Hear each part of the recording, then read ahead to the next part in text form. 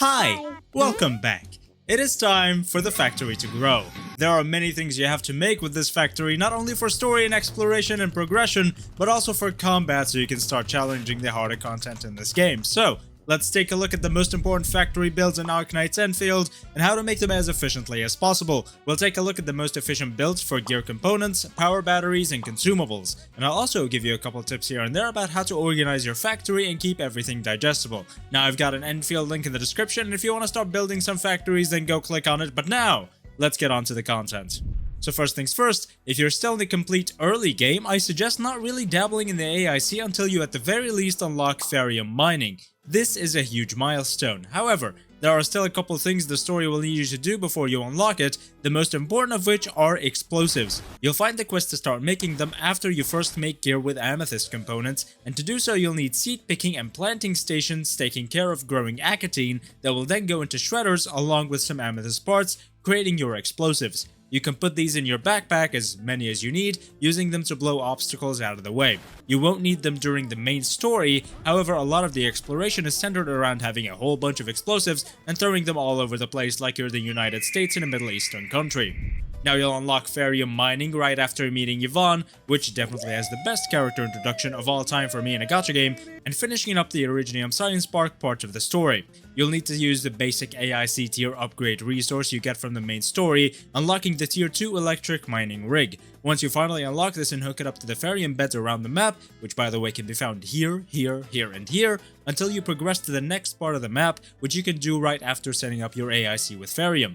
So the first thing you want to do is make sure you have enough power. To do this, you want to use the packaging unit to create LC or SC value batteries, sending them into the thermal banks to make sure your AIC doesn't run out of power. Increasing power is also a prerequisite for unlocking a few of the power related researches in the AIC plan. Also, reminder that everything you build up takes a bit of power. Zip lines, mining rigs, as well as everything you build inside your AIC, but as long as you have enough power then you're golden. Now what you could do in the beginning is send a bunch of Originium ore into a thermal bank, but this gives you a very teensy amount of power, and I would only do this in the early game so that you start using up much more efficient processes later. These are the LC and SC Valley batteries, which are made with amethyst and Originium and ferium and Originium respectively.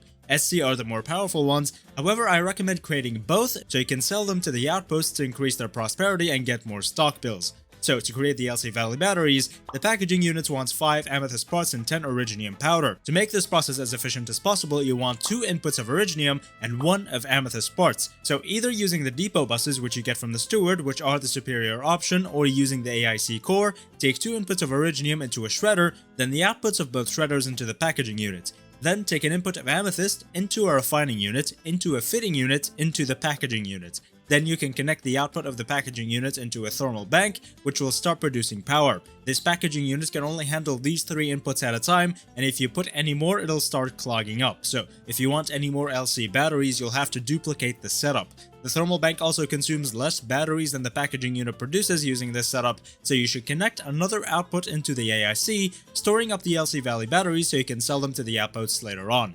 The SC Valley batteries require a very similar process, except you need 2 outputs of ferium parts and 3 outputs of Originium powder to create batteries as efficiently as possible, because it takes 10 ferium parts and 15 Originium powder. So, using the same exact setup as before, except with 3 Originium inputs into 3 shredding units, and 2 ferium inputs into a refinery, into a fitting unit, all into the packaging station, then into the thermal bank to produce power and the AIC to sell the excess to outposts. You can duplicate these setups as often as you need, however you should use the SC Valley battery one more because there are way more ferium deposits on the map than there are amethyst deposits, and you'll start using amethyst much more later on. I suggest making only 1 LC battery setup and 3 SC Valley battery setups, which will give you lots of power and lots of stock bills in the end. Also, I prefer putting the setup in the infestation sub-PAC, which will organize your factory a lot more. Once you progress a little more into the story, you can start using similar processes to create the HC Valley batteries, which are even better quality and more efficient.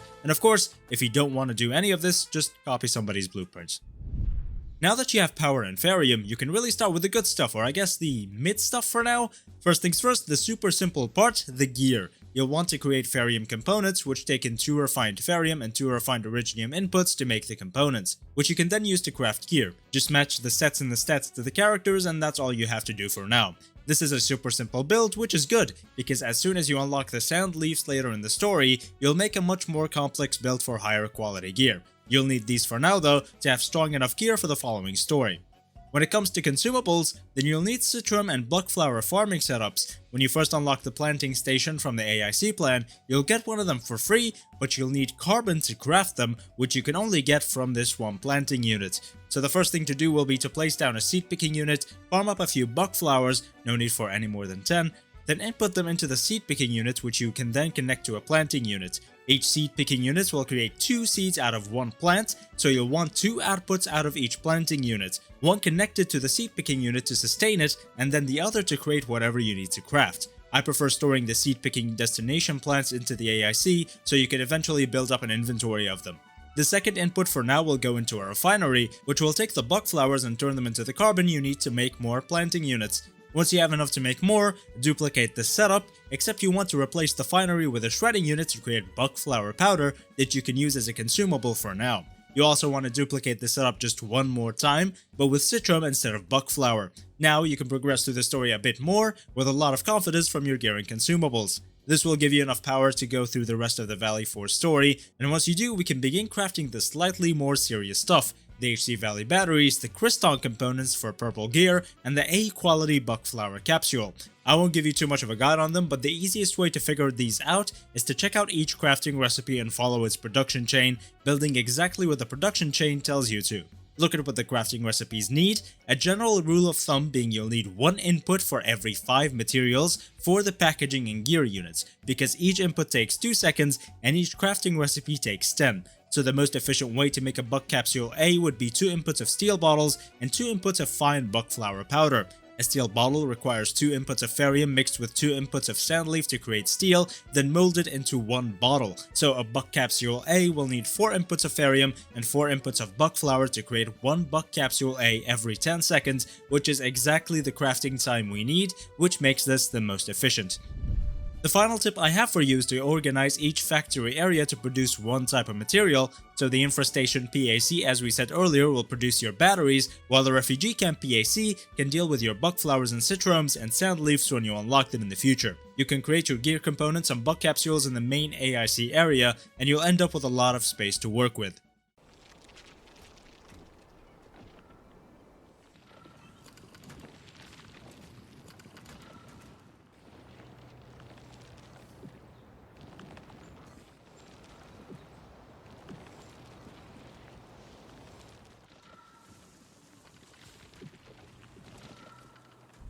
So that's everything I have for you today. Thank you so much for watching. Make sure to like, comment, and subscribe for more content like this in the future, and join the Express Run Discord server for a fun and lovely community to hang out with.